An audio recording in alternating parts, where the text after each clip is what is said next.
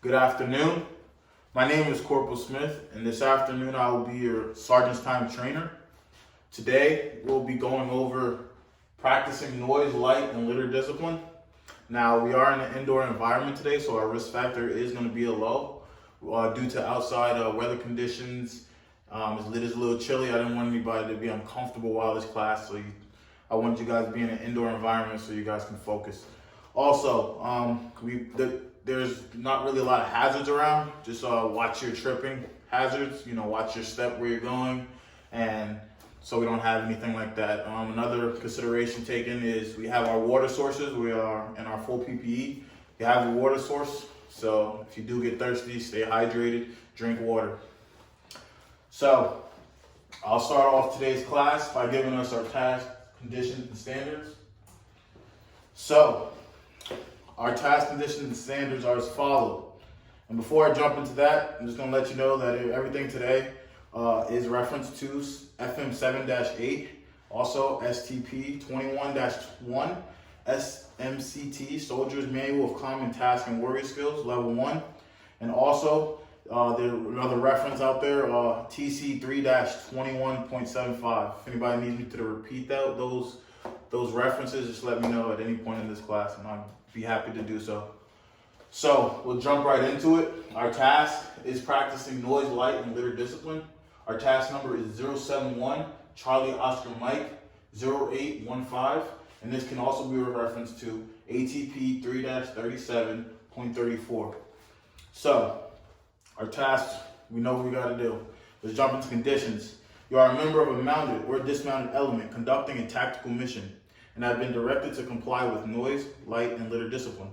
Enemy elements are in the area of operation. Some iterations of this task should be performed in MOP Level 4. Don't worry about that. We're going to be conducting it in uniform, our kits, helmet, eye-pro gloves, and water source.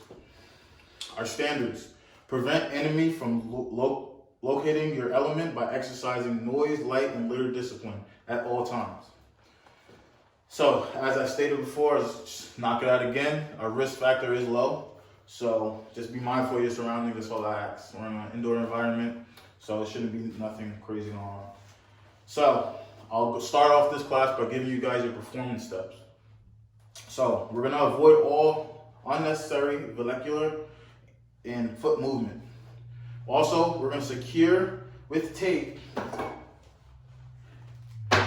any other materials. We're going to secure those things down that make noise. So anything that can make noise, that can be secured, we're going to secure those things down. Why? So we don't make any unnecessary noise when we make movements.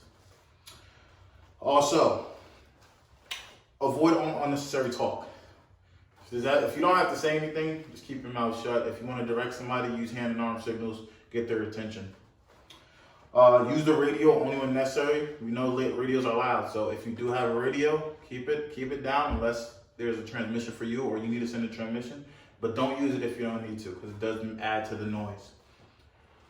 Also, like I said, use visual techniques to communicate. So if you need to get somebody's attention, using a hand and arm signal, those are better than speaking because you can't hear this, So it's better if you guys utilize your hands and your eyes rather than your mouth, because your mouth is what's going to give all of that noise and give that enemy a location. So now we'll jump in. That's pretty much what I got for noise. For light, if you are a smoker, don't smoke. We're in a mission. We're trying to be tactical. There's no need to give off, because when you do smoke that cigarette butt, it does let off that light at the end of it. So just don't smoke, because then you're going to give your position away. That can be seen from, if you have good eyes, a good distance, and that will give away your location. So like I said, for light discipline, let's not smoke. Let's refrain from smoking. Conceal flashlights or any other light sources. So for example, we have our headlamp or your flashlight. It's bright.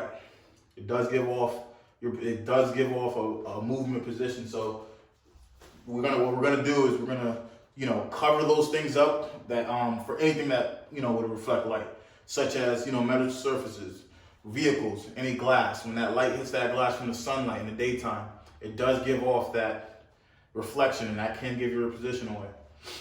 Also, we're going to conceal vehicles and equipment with available natural camouflage, such as camo nets. We utilize those every time we go to the field, and we want to, hide our location or hide, our vehicles, because they are very big.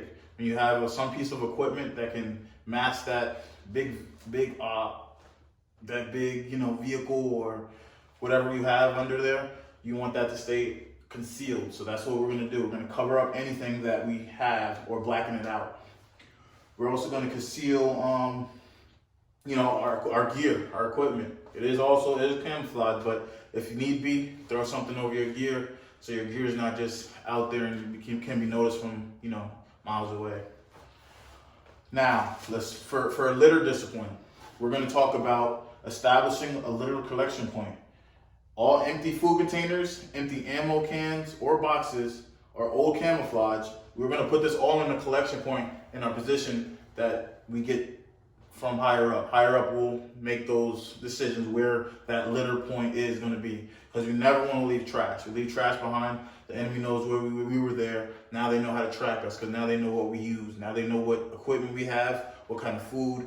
These things matter. So it is very important to make sure that when you're littering, any trash you have, stuff it in your rucksack, put it in your pockets.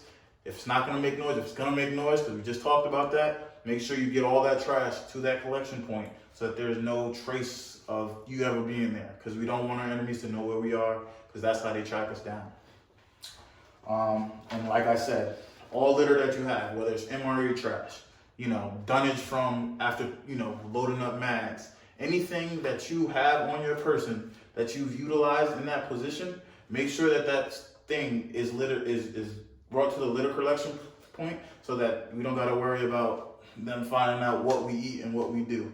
It's pretty straightforward. So now that I've given you the steps and things that you can do, I'll give you a demonstration of how to utilize these things in these environments. So I'll start off with noise discipline. I said I knocked it off pretty simple. Don't talk. If you don't need to talk,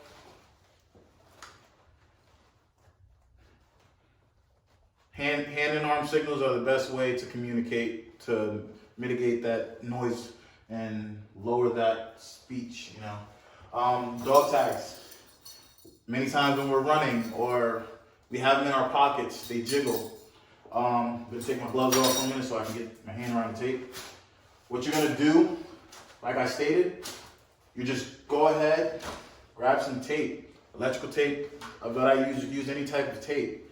So what you're gonna do is you're gonna take your tape, you're gonna get a piece off. That piece of tape, get your dog tags,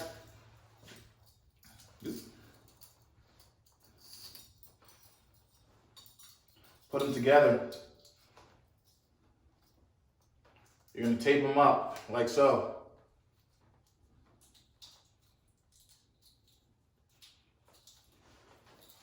Now we have less noise. There's minimal noise, but we've practiced that, noise discipline. We're making sure that these aren't jiggling, making a lot of noise, whether they're in our pockets or around our necks. So that's one thing that we can do. As for canteen cups, we tend to, use canteen cups, whether to eat out of. They have these arms. They do make noise. Obviously that's exaggerated, but in a situation where you're running, these are going to be moving around. Same idea. You grab tape. You're going to tape these down, because now they can't move. We're going to do the other side as well. Another piece of tape.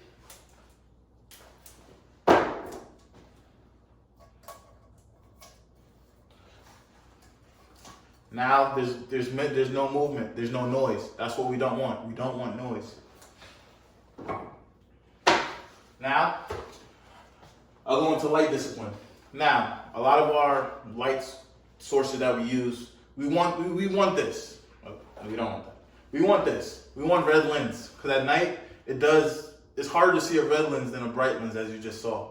So with this lens, you want to, even with red or a clear lens, you want to make sure it's concealed, because like I said, in the pitch dark, you can spot this too, just as easy. You can spot a red lens just as you can spot a white light, such as this. So a way that we can, mitigate that light, grab your poncho.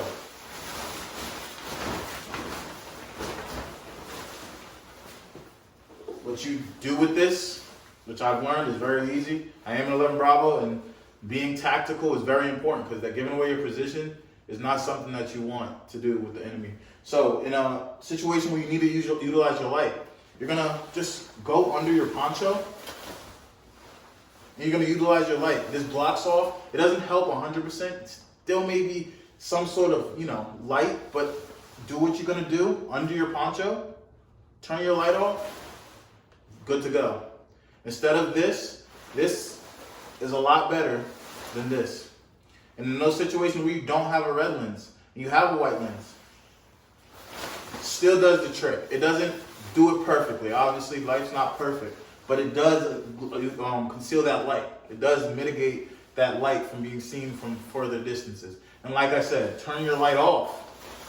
Take your poncho from over you, from whatever you were doing, whether it's eating, finding something in your rucksack, and then turn that light off. Take the poncho from over you, stow it away wherever you're gonna put it, and that's how we can, use one way of that light discipline. Also, another thing, right here in my hand, I have a IR chem light. These are what we use when we use our NVGs, right? So what you do is you crack it, shake it up, and now when you have your night vision goggles on, it's an easy way to direct people. Or it's an easy way to make, you can throw it in your helmet, on through your camo band. That lets people know who you are, whether that's been established in whatever mission, operation you're doing. It's very important. These are very important. They're very useful, because when everybody has NVGs, obviously when you break this, you can't see it. You can't see it. I broke it. It looks the same. You can't see this with the natural eye. This is 100% for night vision goggles and night darkness. This is, you can see these under your knobs. So it's important that you know how to crack it. It's very easy, but just knowing that this is one way you can direct or communicate at the nighttime, whether it's you throwing it or you spinning it as a butt saw. It's a way to communicate in the night without speaking, without having that noise. Because if you break that light discipline, now you're breaking another discipline, which is noise. You know what I'm saying? So it's very important for you to understand that utilizing things such as these and the poncho method for light can really help you when practicing this discipline. And for litter discipline, it's really self-explanatory. If you have things, throw them, in your ruck or in your assault pack, such as, assault packs. So I'm done utilizing. I practice my noise discipline by not speaking. I practice it by taping up everything I have. I practice my light discipline by utilizing my light when I need to and using the right equipment at the nighttime. Now we'll go into litter discipline. This is all of my gear right here. What I'm going to do is I'm going to stow everything away as quietly as possible.